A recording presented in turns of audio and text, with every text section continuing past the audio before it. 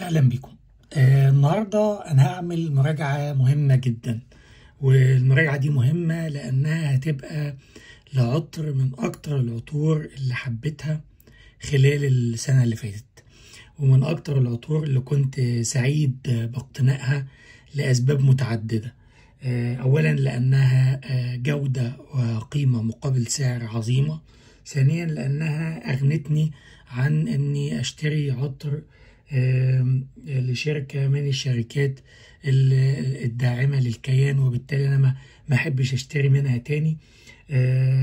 ويعني دي كانت بالنسبة لي يعني حاجة عظيمة خلال الفترة اللي فاتت تحديدا. العطر اللي هتكلم عنه النهاردة عطر ليام من لطافة، واحد من أحدث إصدارات شركة لطافة. شركة لطافة شركة عطور إماراتية مشهورة بأنها بتصنع عطور بتكلفة منخفضة الحقيقة، والعطور دي كتير منها جودته عالية ويضاهي في الجودة عطور بأسعار غالية جدا. العطور بتاعتها كتير منها زي ما اتكلمنا عطور محاكاة. هتلاقوا على القناة عندي مراجعات كتيرة، فيديوهات كتيرة عن عطور لشركة لطافة. احيانا طبعا نسبة التطابق مع العطر اللي بيتعمل عطر لطافة كمحاكاة ليه بتبقى عالية جدا، تتجاوز 80 و 90%، واحيانا بتبقى بعيدة شوية. احيانا العطور بتبقى جيدة جدا، احيانا بتبقى جودتها محدودة. لكن احنا النهارده هنتكلم على عطر ممتاز، عطر ليام من لطافة. قبل ما نتكلم على عطر ليام من لطافة، خلينا نتكلم بسرعة كده على العطر اللي عطر ليام اتعمل كمحاكاة ليه. العطر اللي ليام اتعمل كمحاكاة ليه هو عطر جري شارنيل من شركة بي دي كي.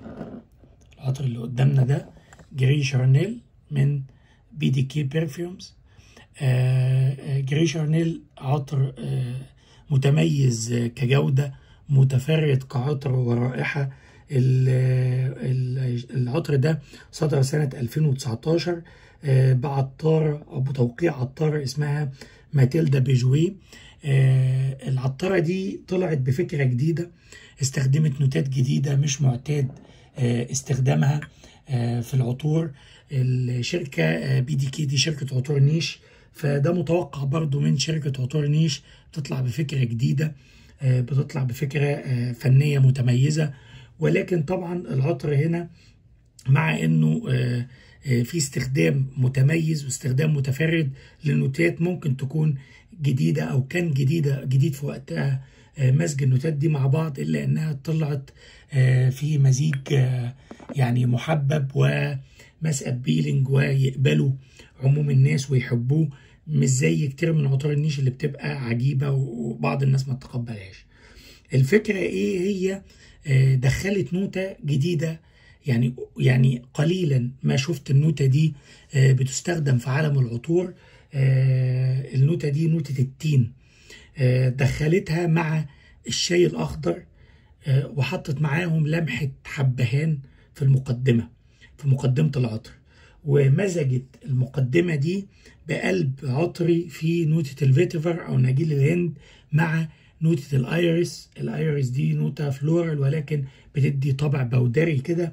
وفي قاعدة العطر حطت التونكا مع الصندل. التونكا دي نوتة كده يعني سويتية مع الأخشاب، خشب الصندل في قاعدة العطر، فعملت ميكس ومزيج متميز جدا، خشبي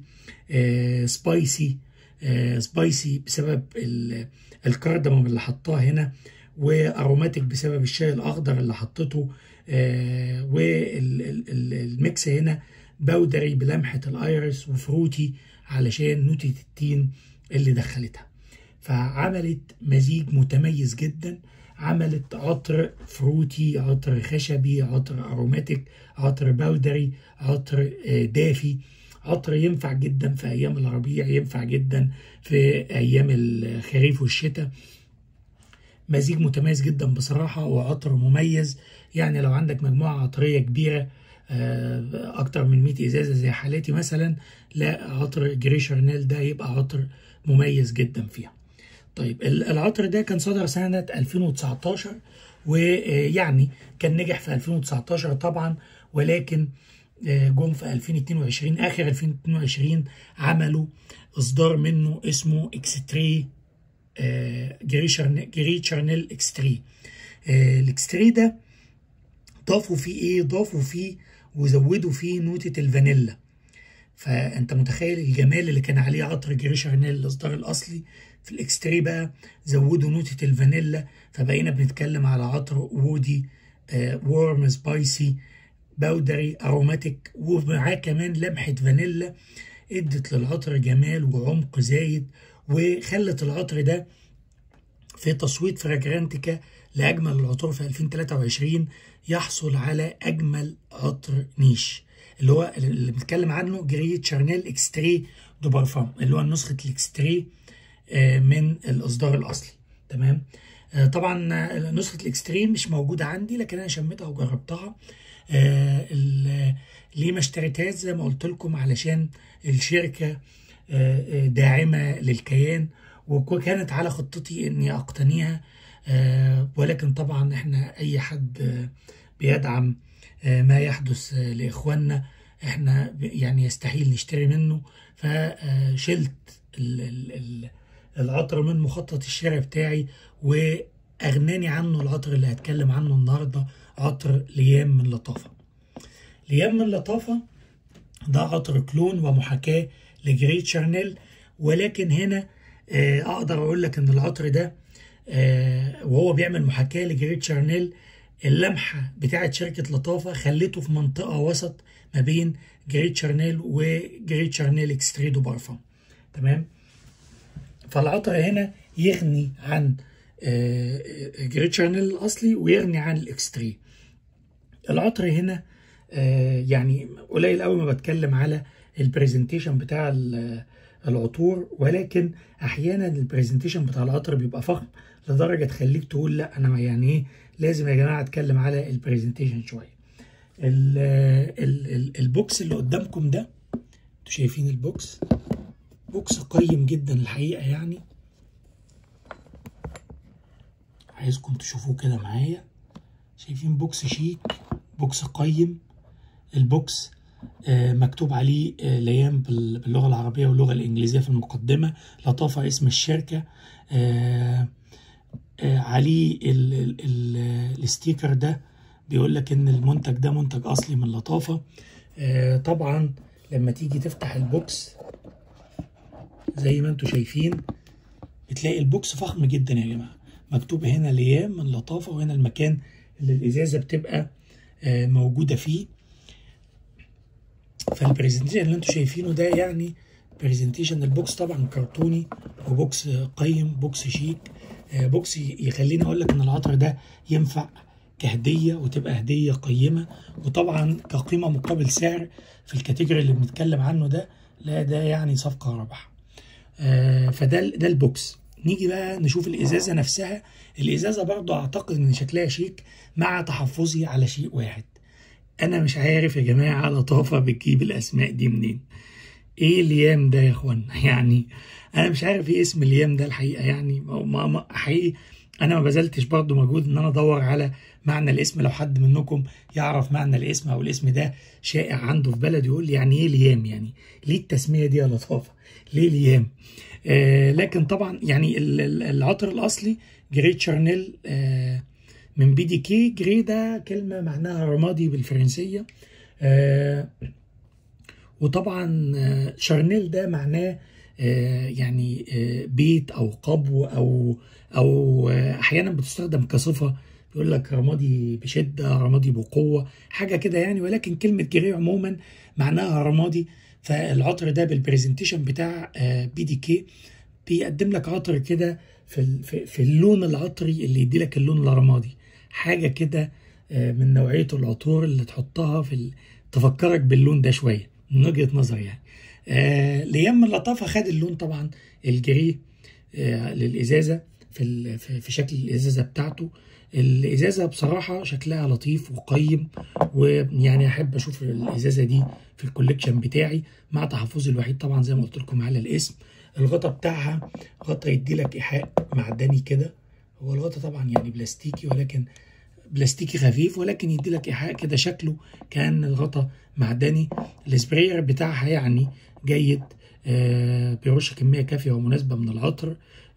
فالازازه بصراحه يعني ازازه شيك برضو، مع تحفظنا الوحيد زي ما قلت لكم تحفظي على الاسم. خلينا يعني نجرب كده السبراير مع بعض ونشوف.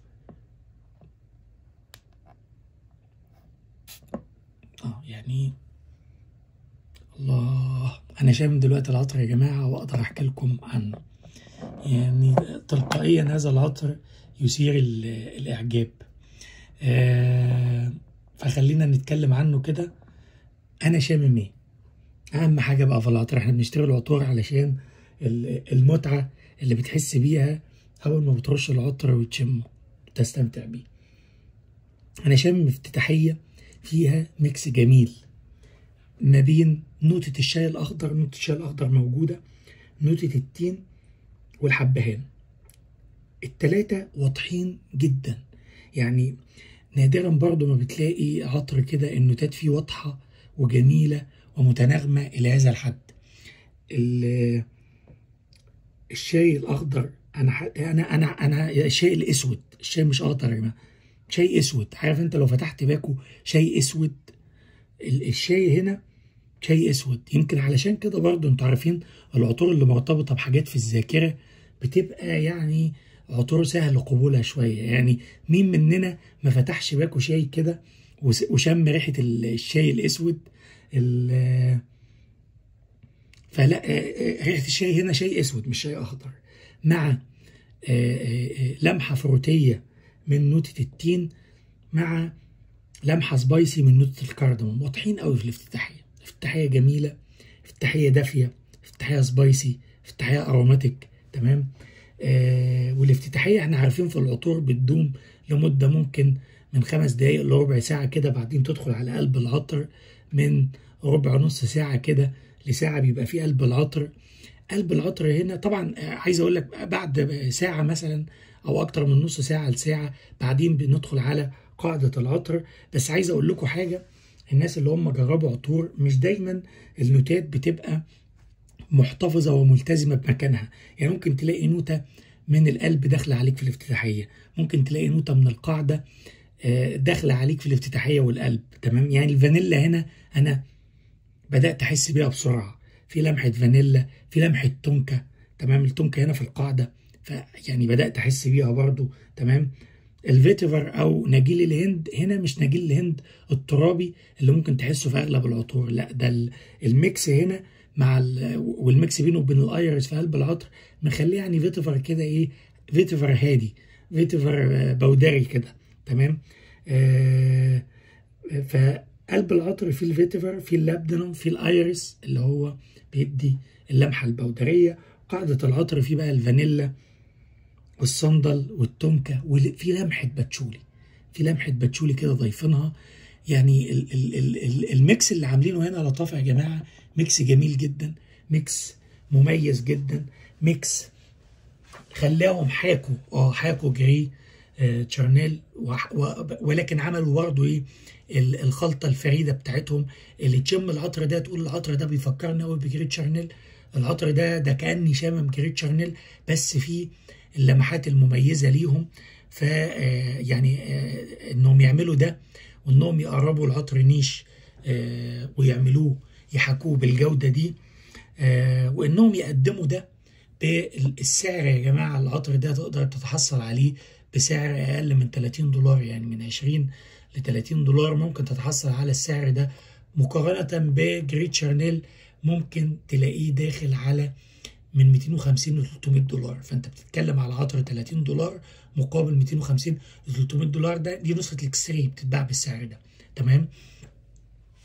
صفقه رابحه جدا كقيمه مقابل سعر. تمام.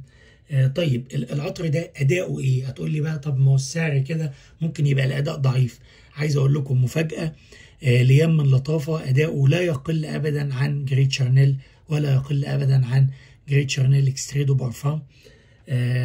يعني اداؤه بيوصل من 6 ل 8 ساعات. هما العطرين اساسا جريت شانيل والاكستري دو بارفان ادائهم ما نقدرش نقول عليه يعني بيست مود، مش وحوش اداء يعني، ادائهم برضه في الحدود دي من 6 ل 8 ساعات. انا بيوصل معايا 8 ساعات مستريح.